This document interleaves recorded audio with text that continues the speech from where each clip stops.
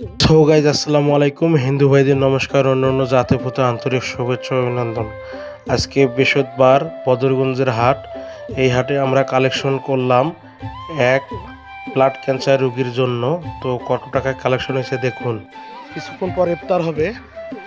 তো ইফতার হওয়ার কারণে আমরা আসছে স্টেশনে, এই যে বদরগঞ্জ রেলওয়ে স্টেশন, আমরা তার পাশে আসিয়া টাকা গুনতেছে। তো আপনারা দেখতেছেন।